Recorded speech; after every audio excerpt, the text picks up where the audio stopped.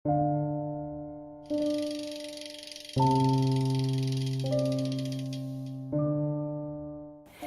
eta ongi etorri guztioi Iratzar Fundazioak antolatutako mahai inguru honetara. Urte bat bete da Nafarroan aldaketa instituzionala heldu zela eta urte horren aitzakiarekin antolatu dugu mahai inguru hau modu sakonago batean aldaketa hori ulertzeko. Horretarako gurekin daukagu gaur Adolfo Araiz, Nafar parlamenturako zerrendaburua izan zen eta parlamentarioa dena orain. Miren Zabaleta, Ezkerra Abertzaleko militantea eta batera gune deitutako kasuagatik gartzelaratua izan zena, berriki zorionez askatasuna berreskuratu duena, eta Florena Oiz, Fundazioko zuzendaria, kaixo hiruei. Kaixo. Kaixo. Esan bezala beraz, urtebete aldaketa instituzionala abiatu zeretik, indarren korrelazioan aldaketa bat ematen da, eta momentu horretan lehenengo lerrotik ateratzen dira ordura arte regimenak bete zituen hainbat posizio. Tamaina honetako akontizimenduek normalean inpronta handia izate dute gure oroitzapenetan, nola gogoratzen duzu zuek momentu hori? Bueno, nik uste dut bizipena ikaragarria izan zen eta postazuna oso garrantzizkoa izan zen. Pentsa beharko da, Nafarroan aurreko hauteskundeetan baino bizpahiru urte lehenago izugarrizko mugimendua zegoen kalean, izugarrizko borrokak eman ziren, eta aspalditik Nafarroan zegoen grina bat, eta zen hauteskundeak erregimenari irabazi behar zaizkiola, eta hori gertatu zen, esan beharko da, prinsipioz, txiripaz, baina helburua lortu zen, eta helburua zen 26 parlamentari lortzea, ateratzea, eta batez ere PSN nolabait irrelebantzia politikoan ustea. Faktore guzti horiek eman ziren, eta gau horretan bizi genuena, nik duela gutxi konparatu dut ere, 86an otaneko erreferendumaz izan genuen gaua, hainbeste urte pasata gero, 30 urte pasata gero, bizipen berbera. Grina hori pilpilean zegoen, eta nik uste Nafarroko gizarteak eskertu zuela eta zoriondu izan zela. Mira, zure kasuan barruan zeuden, kartzelan zeuden, nola bizi izan zenuen prozesua? Nik gogoan dut, 2011ko hauteskundean ostetik, bisitatan zetozen lagunei eta bereziki Iruñeko lagun ezberdinei esaten niela, iduritzen zitzadala egosten ari zidela baldintzak, Iruñera bueltatzen nintzenean, nolabait esateko Arrano Beltza diputaziotik edo diputazioko balkoitik zintzilik egoteko. Eta harriduraz behiratzen zidaten eta ameskeri bat ote zen leporatu izan zidaten, ez? Eta nik uste nun zaudela elementu batzuk hori posible egiten zutenak eta lehenengoa kristalaren bestaldetik ere nabaritzen hasia nintzen, ez? Eta zen Adolfok aipatu duena. Hain zuzen ere, PSN-eren relevantziaren galera. 2011-tik aurrera nik uste dute oso kontziente egin zirela sektore herritarrak eta erregimenaren kontra borrokan zeuden sektore ezberdinak aldaketa etorriko baldin bazen, hori etorriko zela aldaketa horren alde benetan ziharduten sektore guzti horien indarbiltzetik eta konfiantza izan behar genula gure buruetan, gure almenetan eta eraldaketa posible horretan. Eta hori barneratu zenean, nik uste dut hasi zela benetako goranzko txanpa. Eta noski horreri gehitu behar zaio Ezker Abertzalearen estrategia aldaketa bera. Estrategia aldaketarik gabe eta Ezker Abertzaleak estrategia politiko eta bide demokratikoen bidez gehiengoak osatzaren aldeko apostua egin ez balu, ez litzateke posible izango gaur egungo aldaketa, ez. Orduan aldagai horiek hortzeuden, niri ameskerietan otenen bilen galdetzen zidaten, eta nik kristalaren bestaldetik eta dispersioaren urruntasun horretatik nahiko garden ikusten nuen egoste hori bazegola, ez. Eta momentua bera nola bizi izan nuen, ziega batean, bakarrik, eta txalo artean nire bakartasun horretan izugarrizko pozarekin, eta korrika aurrengo goizean telefonoz deitu eta hemengo jendearekin hori partekatzeko grinarekin, ez? Zure kasuan, Floren? Bueno, esan denaz gain zen poza, nik uste dute gehien ongan pozea nagusitu zela, ez? Aspaldi espero genuen alako zerbait, espero baino aspaldi nahi genuen, urte asko zain eman ondoti, horrelako poza handiarekin hartzen dira horrelako berriak, ez da, baina eta gainera oroitu behar dugu, orain badakigu gertatu zela eta beraz badirudi ezin zela bestela gertatu, bai, gertatu ziteken bestela, eta egia esan nahiko txiripaz ezagik, baina nahiko estua izan zen, ez? Azken finean, bai Nafarroako parlamentuan, bai hainbat udaletan, gehiengoak osatu ziren, zenbakiek hori albideratu zutelako, baina distantziatzen sobera handia, eta beraz, antzegoen, elementu bat ezagutzen etzena, eta ongi ateratzena, behintzat maila batean, ezta? Baina nik horrekin batera ere oroitzen dut gau hartako kezka.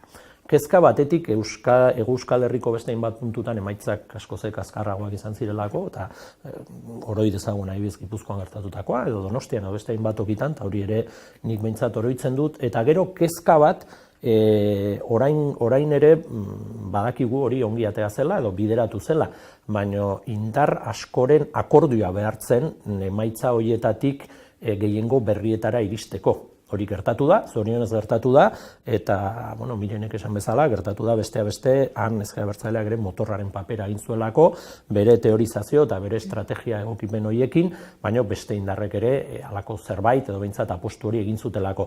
Gau hartan hori ez zirudien erraz, etzen erraz ikusten hori, genekin oztopoz betetako bidea izango zela, eta orduan bazeon kezka, zen finean horrelako aldaketa bat izugarrizko erronka delako, ez? Baina, nik uste dut urte bete pasata, ikusten dela erronka horri eusteko gaitasuna badela, naiz eta alde ilun eta argitsuak aurkitzen alditugun. Kartzera bueltatuko naiz azkenengo aldiz, barkatuko idazu, ateraz zinenean hilabete batzuk pasatak zeuden aldaketa martxan zegoela, beraz horrek ematen dizu beste perspektiba bat besteok ez daukaguna. Nolabait kanpotik ona heldu eta ze aldaketa topatu zenuen, zer somatu zenuen, zein izan zen inpresioa? Nik uste dut lehenengo baieztapena dela aldaketa instituzional bat eman dela, eta aldaketa instituzional horrek atzean daukala, aldaketa soziologiko bat nahi baldin bada, eta agertu dela, badagoela gehiengo bat erregimenaren, erorieraren alde. Hori esan da, nik uste dut gauza bat dela aldaketa instituzionala ematea, eta beste gauza bat dela erregimenaren aldaketa osoa ematea. Eta zentzu horretan uste dut aldaketa instituzionalak eta eraiki diren gehiengo anitz eta herritar hauek bideratzen dutela erregimenaren benetako aldaketa ematea, oraindik eman ez den hori. Eta iduritzen zait aldaketa instituzionalak horretarako kriston tresna eta kriston bidea irekitzen digula, ez? Eta zentzu horretan topatu dudana da alde batetik poz handia instituzionalki aldaketa hori imanazenagatik, aurkitu ditut ere, ez, egun batetik bestera aldaketa instituzional horrek erregimen aldaketa ekarriko zuenaren itxaropena zeukaten sektore batzuen nolabaiteko ezinegona, baina hori dena nik uste dut bultzada bat izan behar dula aurrera egiteko eta ez paralisirako, eta pixkat testuinguru honetan aurrera egiteko gogo hori, ez. Nik irten aurretik deitzen nion aldaketaren aldeko espiritua. Eta hori nabaritu nun gobernua osatu zen momentu bertatik. Jende askok galdetzen zian eta celebratzen espetxean egonik ere zer egin zezakeen erregimenaren eroriera bultzatzeko. Zer egin zezakeen aldaketa instituzional hori nolabait betikotzeko. Zer egin zezakeen aldaketa horren alde lan egiteko. Eta espiritu hori iduritzen zaidela kriston potentziala daukan zerbait. Ze jendea prest dago bere leitmotiv pertsonala izan dena alboratzeko denon ongia ekarri dezakeen proiektu baten alde, ez. Eta hori nik bizirik ikusi dut, bizirik dagoela sentitzen dut oraindik orain, eta uste dut hori dela aldaketa instituzionaletik arantzago erregimenaren benetako eroriera ekartzeko bultzada. Beraz, prozesu bat bezala irudikatzen duzu, aldaketa eta bere prozesua. Adolfo, zuk barru-barrutik bizi duzu prozesua guztia, nola kokatuko zenuke prozesua? Prozesua, hemen komentatzen ari den bezala, ez da momentu sortzen den gauza bat, edo onjo baliz bezala, baizik eta da prozesu baten ondorioa. Eta gainera prozesu hori nire ustez oso perspektiba luzea, gutxienez epertainera begiratu beharko da. Florenek aipatzen zuen, gau hartan, ez genekien nola gauzatuko den, ez genekien nola zenolako ados akordeoak lortuko genituzken, zer egin beharko zen, gobernuaren osaketa nola eman beharko zen, baina nik uste dut gai izan ginela batez ere planteatzeko aldaketaren norabide bat. Eta hori izan zen, nire ustez, akordio programatiko ospetsu horrek lortu zuen garrantzirik aipagarriena, ez da? Norabide bat markatzen da erregimenak utzi zituen hainbeste aztarnak eta hainbeste gauzak buelta emateko. Orduan, norabide hori mantentzen den bitartean nik uste dut prozesua eta aldaketa aurrera joango da, eta hor badaukagu beste ikuspegi batzuk, eta batzuk esaten dute abiadura motela dela, egia da, motela da, baina kontuan hartu beharko da, aspalditik ezker abertzaleak teorizatu, kakotzen artean, teorizatu genuena izan zen ezberdinen arteko akordioa. Eta ezberdinen arteko akordioak lortu izateko ezin genuen gure programa, gure proposamenak eunetik euna planteatu eta hori ez bada lortzen hangaz gora jartzen da dena. Nik uste dut garbi teorizatu genuen hori, eta oso importantea izan dela, teorizazio hori eman eta gero, akordioetara iristea, norabide hori finkatzea, momentuz momentu eta unean planteatzen diren arazoi aurre egitea, batez ere jarrera horrekin. Hemen aldaketa, gure uste, nik uste dut garbi daukagula hori, aldaketa politikoa eta soziala ez da izango udako ekaitza bat, baizik eta txirimiri. Eta txirimiri horrek esan nahi duena da, pizkanaka bustitzen ari dela, eta pizkanaka erregimenak utxitako hainbeste erentzia aurre egiten ari zaiola, ez? Hori da, nik uste dut, momentutik hasieran planteatu genuna, eta orain badugu bide bat hori luzatzeko. Zuen kasuan, Floren, zuen bokazioa edo helburuetako bat fundazioari buruz ari naiz, gertakari edo prozesuei begirada sakonago bat ematea da, ikuspuntu estrategikoak aztertzea edo eskaintzea, eta ikuspuntu horretatik nola ikusten zuzuek prozesua? Bai, Mirenek, Adolfok aurreratu dute, ezta, begirada estrategiko hori, ez? Azken finean, sortu ezker abertzalean zer gara, zer nahi dugu? Independentzia nahi dugu, azken finean guk irudikatzen duguna da Euskal Herri independiente bat, geure sozialismoa eraiki nahi dugu, ikuspegi feministaren araberakoa, hori dire gure helburuak, ezta? Orduan, egiten ditugun gauzak ikuspegi horretatik begiratzen ditugu, nondik gatozen eta nora iritsi nahi dugun begiratuta. Eta ikuspegi horretatik, nik uste dute aldaketa ederki uztartzen dela estrategia horretan. Hau da, jakinik independentziara iristeko gurea bezalako zatitutako subjektu nazional horren eraikuntza berregin behar dela, nolabait, osaketa hori behar da, osaketa hori kostatu zaigu, baina ikasi dugu ezin dela erritmo berean egin, erritmo ezberdinetan egingo dela, bideragarri bilakatu behar dugula, ez dagona onartuz, hori ez da bidea, baizik eta dagona gaindituz, baina dagona gainditzeko, erritmo ezberdina daude, eta nik uste dut hori Nafarroan oso argi dugula aspaldi, eta horregatik egiten dugu horrelako apostu bat. Ikuspegi estrategiko horretatik aldaketa urrats bada, ez da bidearen bukaera, baina bai bidean egin behar den, derrigorrez egin behar den urrats bat. Eta ni zentzu horretan uste dut oso onuragarri, oso izugarrizko jauzia izan dela. Azken finean, jendartean ja gertatzen ari zen aldaketa bat instituzioetara eramatea lortu dugu. Eta hori ez da nola nahiko urratsa, ez? Ikuspegi horretan oso onuragarria da eta oso poztekoa. Gero beste gauza bat da, kritikoki ere aztertu behar dela. Hau da, planteamendu estrategia horretatik, halako zerbait egin behar genuen, hala beharrez egin behar da, baina aski da, pozik gaude, horrekin geldituko gara, azterketa kritiko edo galdera horiek mahai gainean jarri behar dira, baina bestea bistatik galdu gabe, ezta? Esan bezala, jendartean zegoen asmo bat instituzioetara eraman dugu, hori importantea da, baina orain beste arrisku batzuk ditugu, edo beste erronka batzuk ditugu. Bat, desmobilizazioaren arriskuari aurre egin behar dugu. Hain zuzen ere, planteamendu horren arabera batzuek pentsatzen aldutelako. Aldaketa jada jendartetik instituzioetara eraman baldin badugu, bukatu da jendartearen garaia, instituzioen garaia da.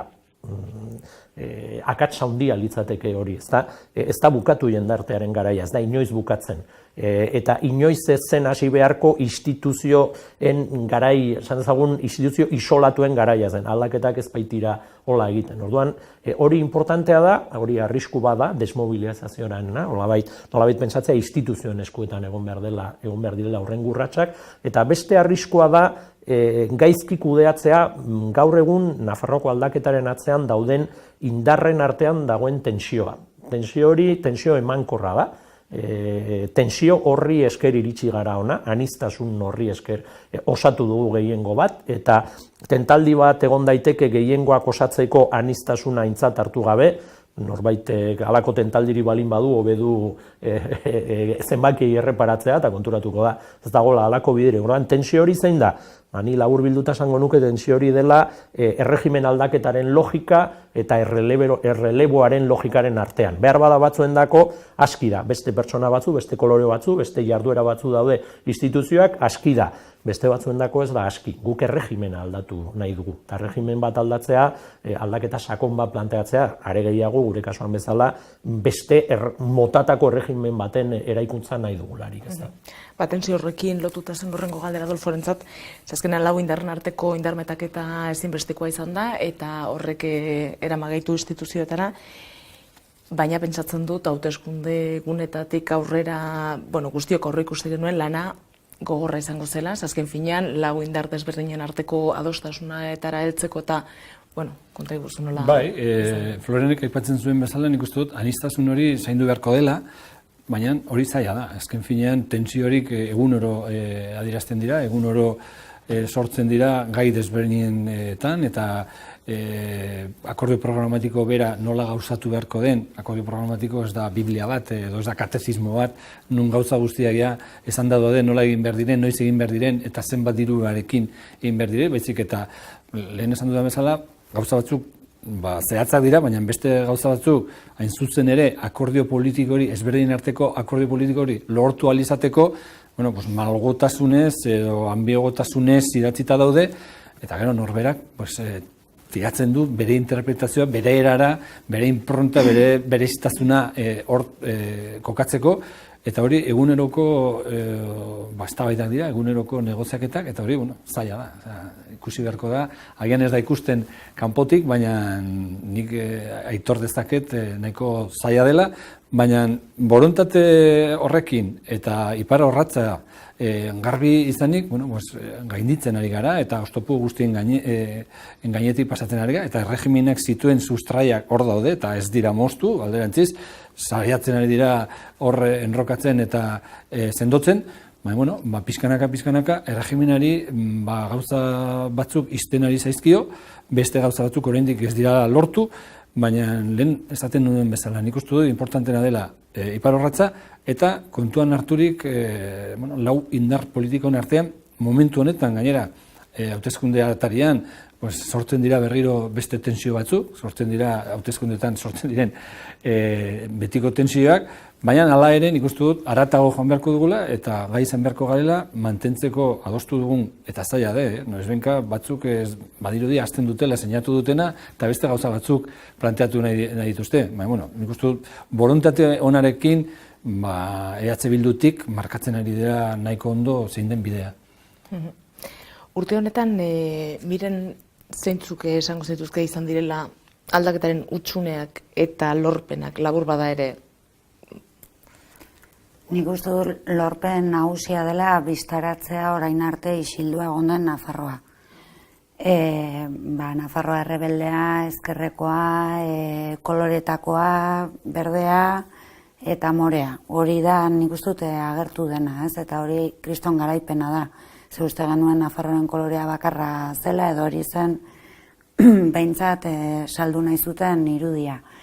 Eta hori nik uste dut bisualizatu dela oso ongi ikurrinaren aldagaiarekin adibidez, duela 2 urte pertsona batzuk atxilotu zituzten ikurrina zintzilikatzeagatik, eta aurreko uztailaren 6an ikurrina zegoen normaltasun osoz Iruñako udaletxean, ez? Hori bezala, memoria historikoari lotuta, nik uste dut orain arte inpensableak ziren aitortza batzuk ematen ari direla Nafarroko gobernuaren aldetik, bai guda zibilan eta frankismoari lotuta, edo baita ere bizi izan dugun gatazka politiko armatuari lotuta Mikel Zabalza bezalako pertsonen gogoratzearekin, ez? Orduan, nik uste dut bistaratu egin dela beste Nafarroa hori, eta hori ja bere horretan garaipen bada. Eta bestalde batetik uste dut demokraziaren eta euskal eta napar herritarron eskubideak berreskuratzaren aldetik ere eman direla urrats importanteak. Abortuaren eskubidearena nik uste dut gauza oso argigarri eta garden badela. Euskaraz ikasteko lerroak zabaltzearena Nafarroa osoan nik demokraziari lotzen diot eta Nafarroako herritar guztiok eskubide berdinak izatearen asmoari. Eta horrelako gauzetan nik uste dut hain denbora gutxian hainbeste gauza aurreratu izana positiboa dela. Hutsunei dagokionez nik uste dut importantena dela hori aldaketa eman bai, baina erregimena oraindik aldatu ez den ezkero hori zimentatzeko eta norabide berri hori Adolfok aipatzen zuen norabidean eta akordio programatikoaren garapenari lotuta hori ongi sustraitu behar dela. Eta horrek eskatzen ditu, nik uste dut, politika berriak, dinamika berriak, nolabait marraztea. Eta ezin garela erori erregimenak egingo digun gudan. Eta joku zelaian. Guk markatu behar dugu joku zelaia, norantzko berri bat egongo baldin bada eta erregimena eroriko baldin bada, ez? Eta hor, gutako bakoitzak izan ditzakegu zentzu horretan gure ideiak eta hori hutsune bat baino gehiago iruditzen zaitela erronka bat. Eta bete behar dugun ambizio bat, ez? Eta horreri lotuta nik uste dut ezker abertzaleak EH Bildutik eta EH Bildurekin eskaintza oso argiak marraztu behar dituela hori anitza den aldaketaren aldeko esparru horretan gure ekarpena ere markatzeko, ez? Aldaketa instituzionalez aritu gara nagusiki, baina ez da aldatzen den bakarra. Segio aldatzen da edo zer eratortzen da, zenbait elementu agertu dira, baina aldaketa instituzional horretatik. Bai, nire ustetan kontua da, lehen aipatzen genuen, ez da, jendartean eman dira aldaketa batzuk, zentzu komunean gauzak ikusteko moduan, Nafarroa bera ulertzeko moduan, eta bar, jendarte harremanak, demokrazia, parte hartzea, urtetan mantendutako gatazka eta bere ondoriak horra aldaketa ugari eman dira, ez da. Nik uste dut instituzioetan ere aldaketa batzuk ematen ari dira, orain kontua da, agenda hori bete behar dela, ez? Agenda eraldatzailearen bukaera eta administrazioaren agendaren nagusitzea kalamidade bat izango litzateke, katastrofe bat izango litzateke, ez? Hau da, nolabait hartzea normaltasun berri batean gaudela eta beraz bukatu dela aktibazioaren garaia. Nik uste dut, eta hori da ez bakarrikan Nafarroan edo Euskal Herrian, munduko ezkerraren kasik erronka nagusia da, instituzioetan eta instituzioetatik kanpo egiten diren jarduera eraldatzaileak nola uztartu, nola artikulatu. Eta nik uste dute Nafarroan ere, hori ez da rarua, mundu osoan ez badute formula aldatu, normaltzat hartu beharko genuke, Shakespearek esango zuen munduaren mirari izango garela, eta behar bada honetan ez dakit, zaila izango da. Geure eredua bilatu behar da, bestea beste igual ez dago eredurik, baina geurea bilatu baino eraiki behar dugu. Hortan nik uste dut, indarrak askatu behar direla. Aldaketanen alde indar asko daude, eta horiek aktibatu behar dira, zaindu behar dira, bermatu behar dira. Aldaketa goitik akordio horiek funtzionatzen ari dira, baina ni zalantza ditut behian zer gertatzen ari den. Adostasun hori ezin da izan bakarrikan alderdi edo koalizioen zuzendaritzan esparrukoa. Aldaketa errotu behar da. Eta errotu behar da oinarrietan, jendearen artean, eguneroko bizitzan arabera, eta geure kontrasana, geure zailtasunak kudeatzen ikasi behar dugu. Nei burura etortzen zait eskuina eta erregimenaren adibidea, ezta? Gauza bada enpresarioek batzutan zer pentsatzen duten, igual upenekoek beste zerbait pentsatzen dute, opusekoek beste kontu bat, baina eta berain artean badituzte ezberdintasuna. Baina ederki dakite erregimen bera interesatzen zaiela, eraikuntza orokor aterki horretan denen aldekoa delako sortzen den giroa. Oan, atmosfera hori zaintzen dute norberaren interesen gainetik. Berriz, indar eraldatzaile munduan, ezkerran, mugimendu eraldatzailetan, progresistetan eta bar, batzutan ez dugu gaitasun hori. Galtzen dugu ikuspegi komun eta estrategiko hori, eta geure ikuspegiari lehentasuna ematen diogu atmosfera eta aterki horri baino. Eta hori akats ezkerraren eta mugimendu eraldatzaileen akats estrategikoa da. Guk aldaketa bera ulertu behar dugu denona dela, eta aldaketa errotu eta bultzatu behar dela. Nik uste dut hori dela benetako erronka, ezta? Eman diren urratsak konsolidatu, errotu eta planteatu behar da agenda bat. Eta nik esango nuke agenda horretan, lehen aipatzen nun tensio hori, urrats batzuk ematen ari dira gobernu estilo aldaketa horretan, baina dinamika eratzailea edo konstituyente hori ere nolabait hartu behar da. Zen finean, kolpatu behar da erregimenaren oinarria, hori hautsi behar da, indar hori, eta beste erregimen bat ireki eta eraiki behar da. Eta hori ez da egiten soilik gaur egungo instituzioetan gauzak bestela egiten. Behar ditugu beste instituzio batzu, behar dugu, eta batez ere behar dugu gauza bat ulertu, eta da, hau herria eta eliteek osatzen duten gutxiengo baten arteko lehia dela, eta elite horiek oso argi dute, beraiek oso argi dute, herriaren aktibazioa ebitatu behar dutela. Zergaitik gutxiengoa direlako. Beraiek dakite herriaren aurrean gutxiengoa direla eta herria gehiengoa. Horregatik politika beste terminotara eraman behar dute eta guk horretatik ikasi beharko genuke. Florenek aipatzen duen aritik biren zer egingo zenuke nola ikusten duzu egin daitekela aldaketarako indarren arteko lana emankorragoa izan dadin, emankorragoa edo sendoagoa izan dadin. Bueno, pentsatze du gero Adolfok apuntatuko ditula hor gauza mordo bat. Nik uste dut instituzionalki eman den aldaketa hori sozialki hegemoniko bihurtzen dela bilatu beharko genukela, ez? Eta azkeneko hilabete hauetan, zentzu horretan Gipuzkoako lagun askok oso argi adierazi digute. Eta adierazi didate, ez? Bere esperientzia personaletik. Ez zaitezte Nafarroan erratu, aldaketa instituzional bat etortzen den bezala erori daiteke, mugitu daiteke, espero dezagun ez, baino pasa daitekeen zerbaita. Orduan, benetako aldaketak gizartean eta jendartean sustraituak egon behar dira. Eta gehiago erregimen baten eroriera hitz egiten dugunean, ez? Orduan nik uste dute bai instituzionalki, bai politikoki, bai sozialki, sindikalki dauzkagun erramienta guztik, eta hor instituzioak garrantzia handia hartza dute ere, jarri behar ditugu perspektiba horretan lanean. Hegemonikoa eta gehiengoarena izango den Nafarroa berri baten ideologiaren sorkuntzan.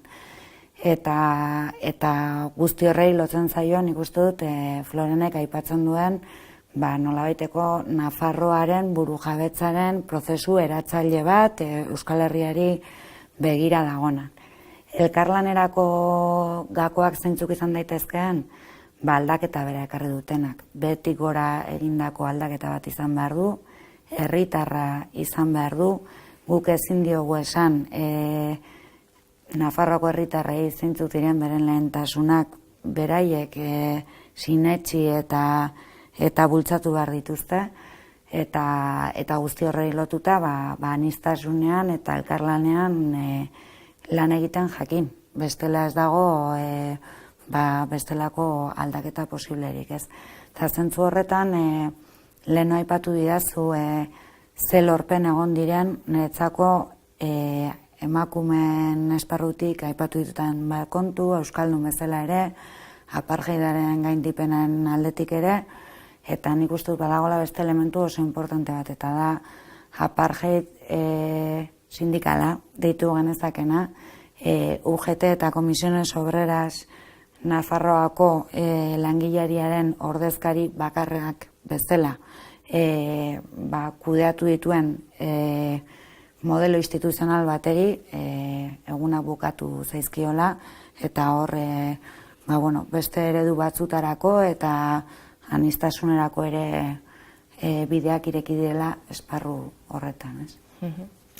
Adolfo, Nafarroan aldaketa posiblea izan zezan egin zen estrategia eta egin den diseinua eta egiten ari den prozesu hau guztian zer dago eredugarri edo esportable izan daitekena beste lurraldean eta beste tokietan? Zaila da eskema berezi bat edo beste tokietarako edo beste esparru instituzionaletara ere eraman daitekena, ez? Nik uste du, badagoela hasieran esan dudan eta da beste herrietan gehiengo politiko berri hori sortzeko edo gehiengo politiko eta soziala berri hori lortu alizateko behar diren akordioak eta behar den pixka bat pentsamolde hori hemen aipatu duguna, gu izan gaitezke aintzindariak, izan gaitezke motorra, baina behar da tresneri guztia, eta tresneri guztia izan daiteke beste alderdi politikoak, beste indar politikoak, beste kultura politikoko pertsonak, eta zerbait amankomuna adostea hori da, eta helburu amankomun bat izatea Nafarroan argi eta garbitzoen aldaketa politikoa zen helburua, eta hori denok bagenekien gutxi gora bera nondik pasatu beharko zen. Beste esparruetara eramanez, nik uste dut, irakasgai hori atera daitekela, lan amankomuna eta helburu amankomunak baldin badaude, estrategia amankomunak finkatu, eta kasu honetan Nafarroan atera dugun, nik ez dakit, irakaspenik garbiena hori dela, ez? Nik aipatu nahi nuen, aipatu da, ez dakit, behin baino gehiagotan, mobilizazioarena, ez? Nik uste dut, importantea dela, baina ez bakarrik, eta badirudi azken urte edo hilabete hauetan, mobilizatu dena bakarrik izan direla erregimenaldeko ziren indar batzuk, mobilizatu dira sekulan, eta hori sekulan gertatu etzena zen opuseko langileak mobilizatu ziren, pairen aldeko eta euskararen kontra ziren beste sektore batzuk, orain aurreskolekin gertatu dena eta bar, eta orduan nik uste dut, gure ikuspegitik ere pentsatu beharko dugula aldaketa eta instituzioetatik egiten ari diren aldaketa, garrantzizko aldaketa hoien alde ere atera beharko ginatekela kalera. Ez bakarrik kritikatzeko eta kritikatzeko ere, eta nik uste du gauza batzuk, badago argi ilun batzuk gauza kritikagarriak izan daitezkena, zenbat pertsona dauden oraindik estruktura administratiboan lehengo regimenarekin gauza bera egiten zutena eta ardura berdinekin mantentzen direla, eta badaude igual luz izan daitekeen zerrenda bat, baina nik uste dut ez garela gai izan, eta badiro instituzioetatik egiten ari denez, kritika jasotzen denean eta nolabait erregimenetatik sortzen diren horrelako erasoak alde, eta ikusi dugu EITB-ren kaptazioarekin zer gertatu den, ez? Nik uste dut eredugarria dela, zuk aipatzen zenuen aldaketaren espiritua. Hor, adierazten zen ere ustez argi eta garbi. Ez da EITB-ren alde ateratzeagatik, baizik eta aldaketa eta, kasu honetan euskararen kontra zijoan erabaki bat. Horregatik, nik uste dut mobilizazioa hitz egiten dugunean ez bakarrik berreskuratzeko bere momentuan, mobilizazioak zeukaten helburu bat. Horren igual helburua desberdina izan daiteke. Eta hortan datza ere igual, pixka bat, oraindik gure burua ez dugula ondo kokatu, ez? Alde horretan. Floren, aldaketa eta gero eskuinak oso politika erasokorra erakutsi du, ulergarria den bezala. Ongi ari algara haiekiko konfrontazio horretan? Ez dakit, batzutan badirudi baietz eta beste batzutan ez hainbeste. Hau da, adibidez, lehen Adolfok aipatzen zuen aurreskolen auzian. Nik hor ikusi dut gustatu zaidan zerbait. Alde batetik ikusi dut Iruñeko udalaren aldetik jarrera irmoa. Egin nahi izan zaion Xantaian erortzeko inolako asmorik ez. eta irmotasuna agertu dute, eta ikusi dut ere herri mugimenduen aldetik mobilizazioa, gaitasuna. Eta gainera horrek nolabait ekarri du ere edo bizkortu du aurretik zetorren kezka baten leherketa eta euskalgintzak ere urrats berriak prestatzen ari da eta manifestazio baten deialdia dago. Mahai gainean, hau da, dinamika horretan kostatu bat zaigu ere nolabait horrelako muskuloa ikusten dut, ez? Horrelako gaitasun bat, grina bat ikusten dut. Beste kasu batzutan ez hainbeste, ez? Berbai Manol Aranbururena nahiko emblematikoa izan zen, segituan izendatu eta kargutik kendu eta kokildu, Diario Navarra eta beste sektore batzuen aurrean, gauza batzuk ere gertatu dira horrela interpretatu daitezkeenak, ezta?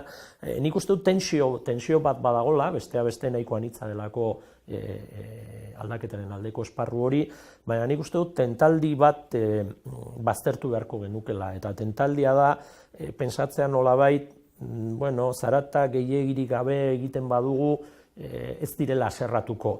Haserre daude. Haserre daude ederki dakitelako asteko instituzioetatik atera ditugula, eta ederki ikasi dugu azkenen urtetan instituzioetan, eta horrela ustezagun behintzat, instituzioan ez zeudela soilik balore eta ideia politiko batzu defenditzeko.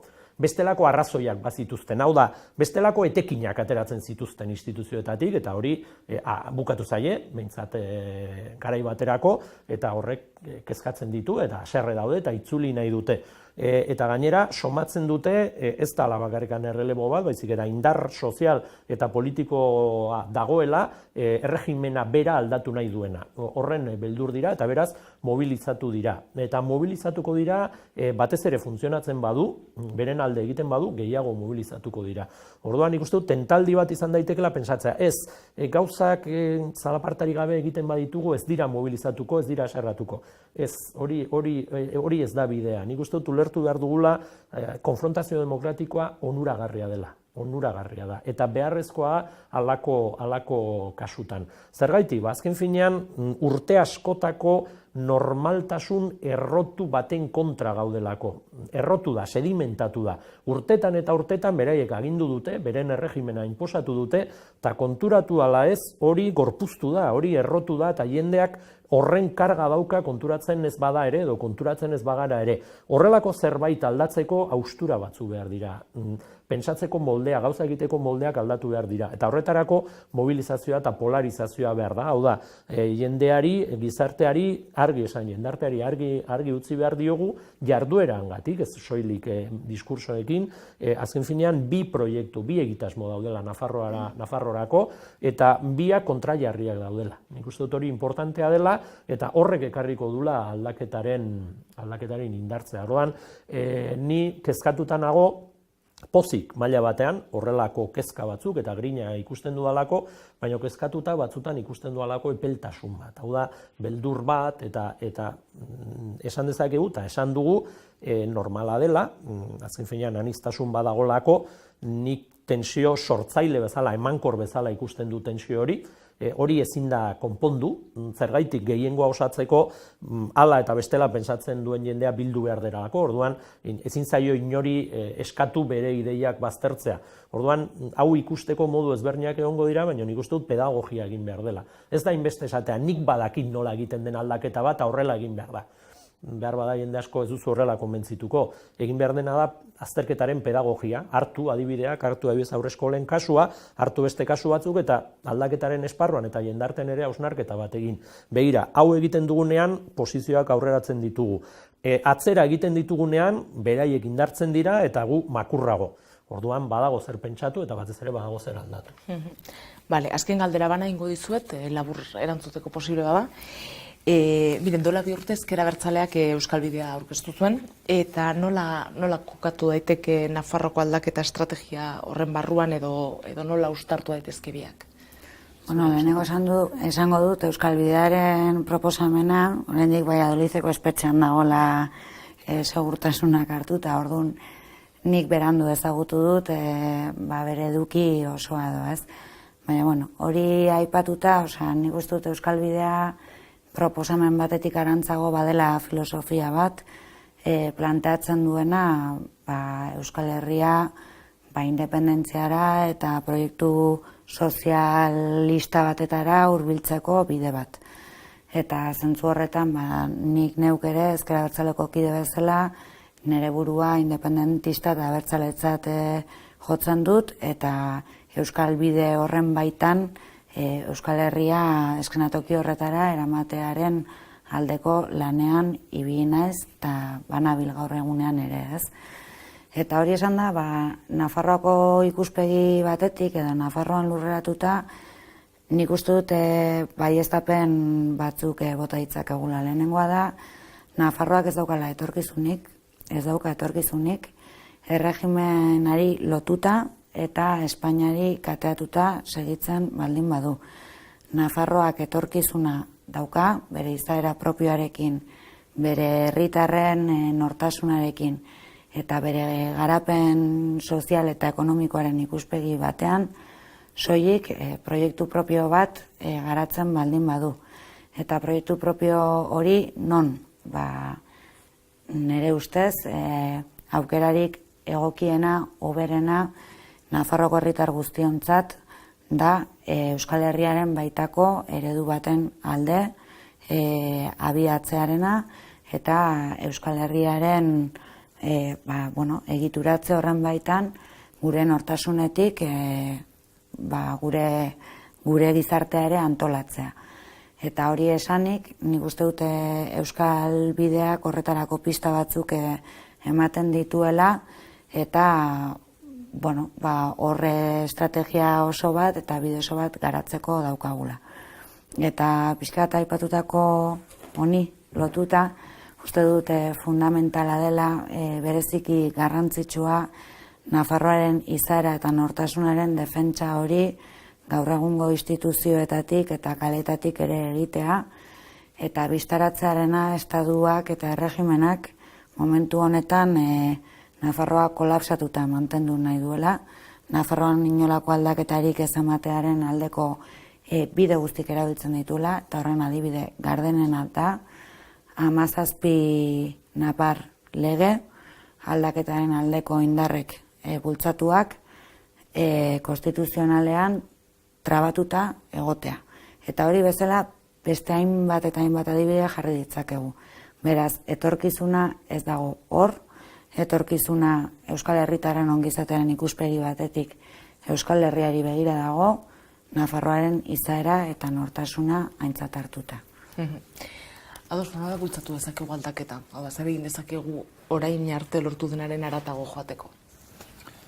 Nik uste dut, esparru desberdinak egon daitezkela eta badaudela, eta norberak bere esparru horretatik hausnarketa bat egin beharko du, esparru horretan aldaketak zer suposatzen duen ondo jakiteko, aldaketak ze onurak dakartzkio esparru hori, edo ze desabantaiak ere. Egon daitezke esparru batzuetan, momentu honetan, krisia dagoelako, edo egoera ekonomikoa eta Nafarroako gasun egoera ekonomikoa hori da beste herentzia bat, ez?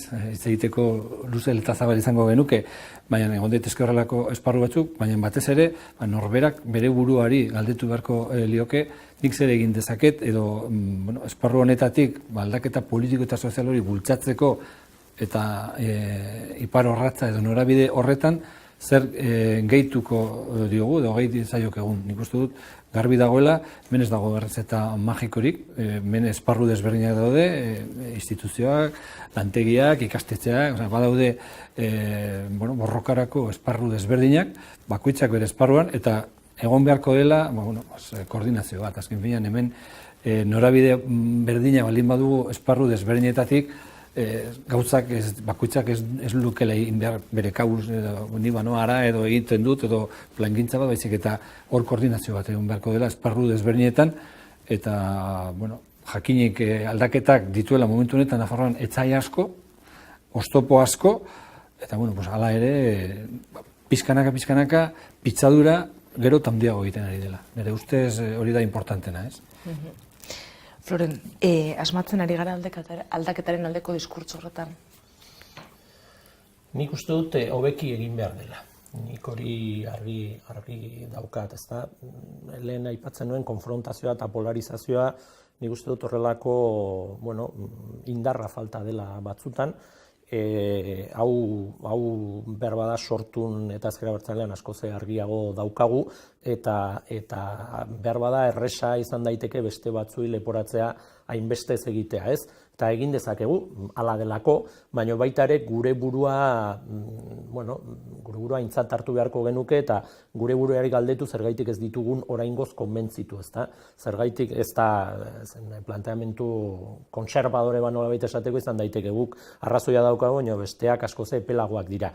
Hala balitz ere, porrot txiki bat zurea ere bada, ez dituzulako konbentzitu. Orduan, konbentzitu behar ditugu, nik uste dute aldaketak, oro har, aldaketak mezu hobeak behar ditula. Ilusioa pizteko, konfrontazioarekiko beldurra galdu, eta ulertu termino demokratikotan onuragarria dela, jendeak hori nahi duela, hau da, jendeak aldaketa nahi duela, nik uste dut hori aintzat hartu behar dela, eta horretarako ere, ausardiaz jokatu behar da, erregimenaren mezua, hasteko argi usteko erregimena zer den, noraino iristen den, eta nola aritzen den, zei joku zikinak egiten ditun, eta gero beren mezua deseraiketzeko, eta nolabait agerian usteko. Nik uste dut hor erronka handia dagola.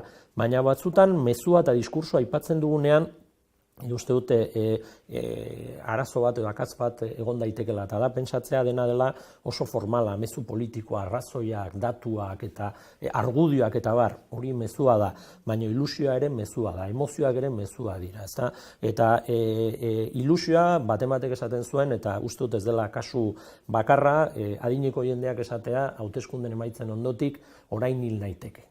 Hau nahi duzu esagerazio bada, ezta? Eta ikuspegi estrategikoak esan duzu, bueno, espero dugu beste gauza asko ikustea, ezta? Baina adineko jende batendako adibidez hori izugarria zen, eta ez zuten espero hori bizitzea. Hori ilusioa ditzen da, eta dena kontra duzunean, zure erragai nagusia da herritar xumeen ilusio hori, energia hori. Nik uste dut hori dela benetako ondarea, benetako aldaketaren kapitala, eta hori ez dugu behar bezala baliatu. Eta diskursoa hori ere bada, eta diskursoaren funtzio bat, ustetan ere, indar gehiago izatea eta konplizidade horiek lantzea bada, eta ni uste dut maila horretan asko dugula egiteko, baina hemen esan den moduan, aldaketak urrats batzuk eman ditu, onuragarria dira, kritika batzuk ere badaude, baina batez ere, eta behar bada horregatik egiten ditugu ere horrelako gogoeta kolektiboak, gaitasuna balin badugu egindakoa aztertu, gauza honak eta txarrak ikusiz eta hortik ondorioak ateratzean ikuste dut, nahi bauzue instituzioetan eman den aldaketa bakarrikan urtebete egin du orain arte edo egiten ari da, baina gure helburua da urte askoz ere gehiago betetzea eta horretarako ez bakarrikan egin pentsatu ere egin behar da eta asmatu behar da. Eskerrik asko hiruoi, hainbeste aurpegi dituen aldaketa hau eta hainbeste ñabardura dituen aldaketa hau hobeto ulertzeko, desakonoko ulertzeko klabeak emateagatik. Eskerrik asko. Aur. Zuei.